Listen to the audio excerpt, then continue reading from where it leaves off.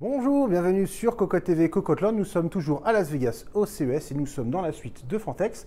On va commencer de suite avec les alimentations.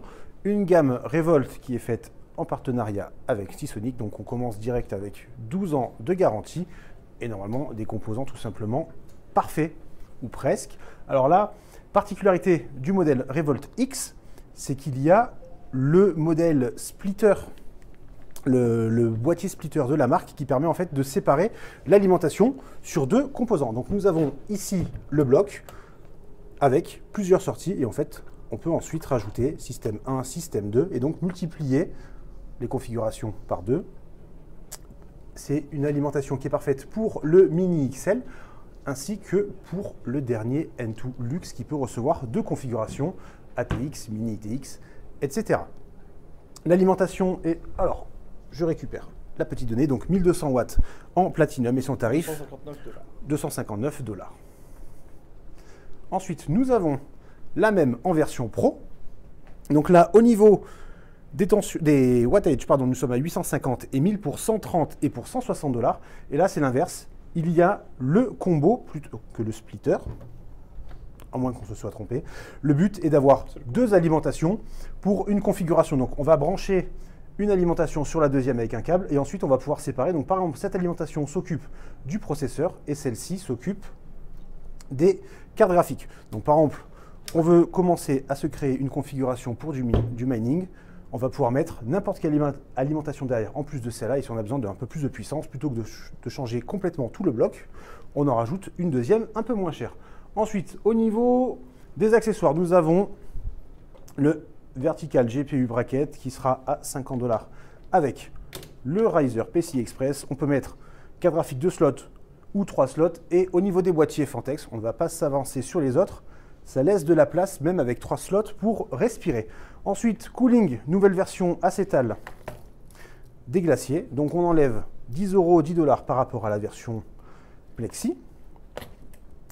AMD, Intel toujours en séparé. Et ensuite au niveau des réservoirs, nous avions le modèle, donc avec DDC, on le connaît désormais, avec la petite bande de diode, le support 120-140 qui passe sur un modèle beaucoup plus grand. Ensuite, nous avons du côté des boîtiers l'Eclipse P350X qui est ici. Alors, 70 $. C'est un P350 plus profond avec meilleur airflow sur le côté et du RGB. Alors c'est du RGB qu'ils appellent digital, donc c'est marqué sur le petit papier, c'est compatible Aura 5 en adressable et Mystic Light de chez MSI en rainbow. On retrouve le RGB sur la façade ainsi qu'en bas au niveau de la porte en verre trempé. Sur le dessus, on passe 220 mm à 240 mm, donc on pourra mettre un gros water cooling si besoin. Ensuite, sur le P350, nous connaissions le modèle noir qui est à 60 $. Et il sera disponible en noir et rouge et en noir et blanc avec finition brillante un peu type automobile. C'est tout simplement très joli et surtout le tarif n'évolue pas puisqu'on reste à 59 $. En revanche, on conserve le RGB sur le bouton ainsi que sur l'éclairage en bas. Donc là, à voir ce qu'on veut faire, mais par exemple, en bleu, ça resterait très bien. Et le noir et rouge, forcément, on aurait tendance à le laisser en rouge.